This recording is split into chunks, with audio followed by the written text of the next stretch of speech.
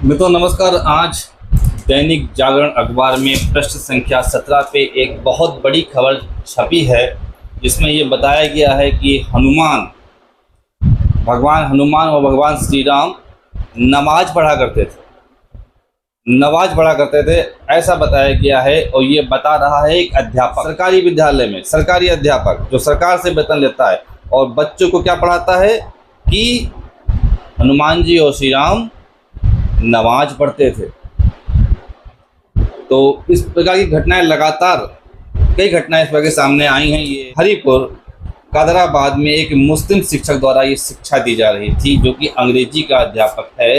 पर वो पढ़ा क्या रहा है, उसकी मानसिकता क्या है, वो क्या करना चाहता है, वो लोगों के दिमाग में क्या भरना चाहता है, इसको आप देख सकते हैं, पढ़ सकते हैं। और सरकार इन सब मुद्दों को लेकर के पता नहीं क्यों सख्त नहीं है, और हमारी शिक्षा व्यवस्था ही हमारी संस्कृति को धीरे धीरे डिबो रही है। इसीलिए राष्ट्र धर दल की सरकार से मांग रही है कि भारतीय शिक्षा व्यवस्था का भारतीयकरण किया जाए। जो अंग्रेजी शिक्षा नीति, जो अंग्रेजों के समय जो शिक्षा व्यवस्था थी, वही आज भी चली आ रही है। हमें भारतीय शिक्षा, भारतीय सभ्यता संस्कृति का प्रचार प्रसार शिक्षा के माध्यम से अधिक करना है।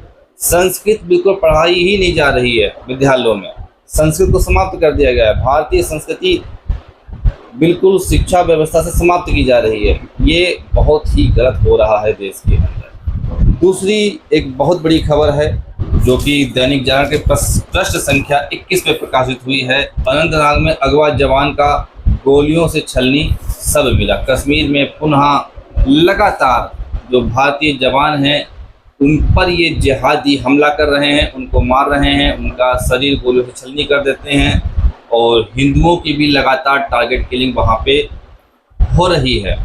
मित्रों, इन आतंकवाद का कोई इलाज नहीं, ऐसा नहीं है। कोई ऐसी बीमारी नहीं है जिसका इलाज नहीं है, कोई ऐसी समस्या नहीं जिसका समाधान नहीं है। अगर सरकार चाहे तो कश्मीर से आतंकवाद पूरी तरह से समाप्त हो सकता है। और वैसे भी कोई पाकिस्तान से आतंकवादी नहीं आ रहे, ये वहीं के लोकल जिहादी।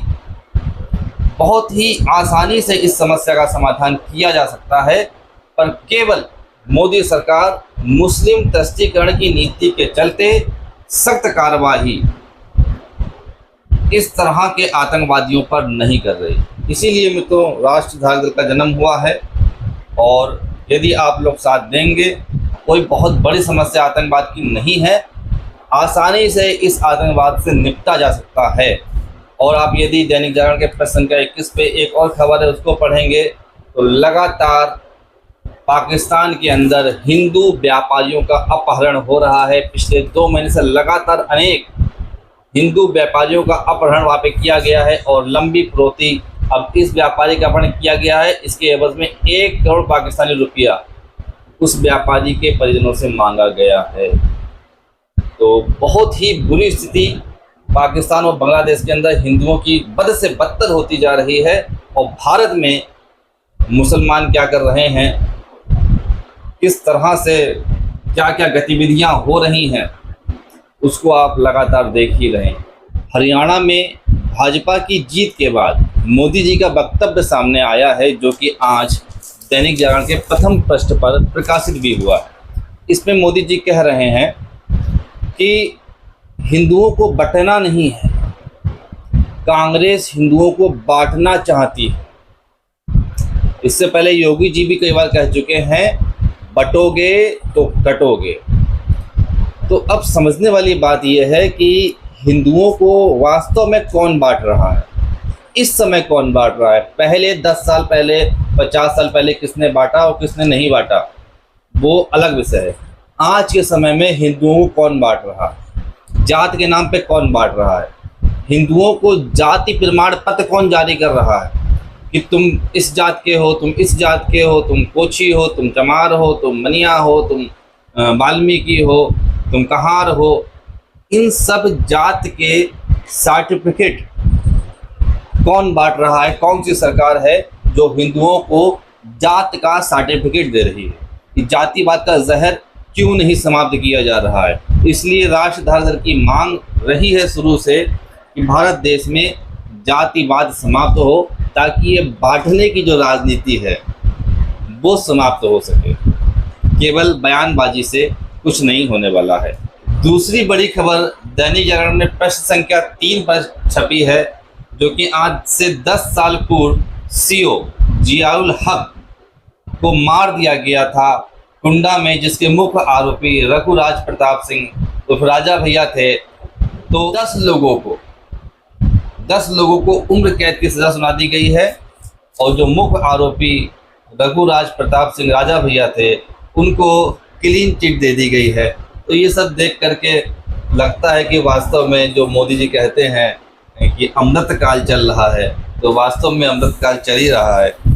मुख्य आरोपी को क्लीन चिट मिल गई और जो इसके अलावा जो फूलचंद यादव हैं, पवन यादव हैं, मंजीत यादव हैं, घनश्याम सरोज हैं, राम लखन गौतम हैं, छोटे लाल यादव हैं, राम आसरे हैं, मुन्ना पटेल हैं, शिवराम पासी हैं, जगत बहादुर पटेल को दोषी मान लिया गया है, हत्यारोपी मान लिया गया है और उन सब 10 साल बाद 10 साल कैद के पश्चात अब उनको उम्र कैद की सज़ा सुना दी गई है जियाउल हक हत्याकांड में।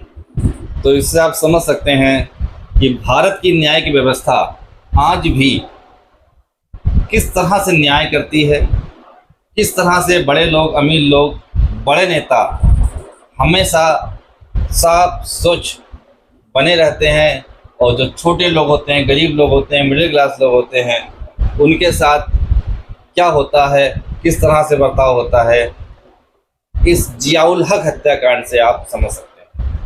एक और बड़ी खबर इसी अखबार में पेज संख्या 3 पे छपी है, जिसमें लखीमपुर खीरी के सदर विधायक योगेश जी अपनी पत्नी को दोबारा कोऑपरेटिव बैंक में पुनः अध्यक्ष बनाना चाहते थे और इस मामले पे उन्हीं के पार्टी के कार्यकर्ताओं ने भाजपा विधायक और उनके समर्थकों को जम करके पीटा है और विधायक के अनेकों थप्पड़ लगाए हैं। भाजपा में जो उनके जनप्रतिनिधि हैं, विधायक हैं, वे आम जनता पब्लिक के लिए तो खैर कुछ खास नहीं करते हैं, पर हाँ अपना और अपने परिवार का भरपूर भला करने में लगे रहते हैं और जितने भी पद होते हैं वहाँ पे इन्हीं विधायकों के, सांसदों के परिजन काबिज रहते हैं और अन्य कार्यकर्ताओं को मौका तक नहीं मिलता है। वे कार्यकर्ता जो जीवन भर अपना खपा देते हैं पार्टी के निर्माण के लिए, पार्टी को आगे बढ़ाने में, उनको कुछ नहीं मिलता है। चुनिंदा कुछ नेता ही और उनके परिजन ही सभी पदों पर बने रहते हैं। तो लखीमपुर खीरी में कार्यकर्ताओं के सब्र का बांध टूट गया और विधायक के अनेक थप्पड़ जड़ दिए।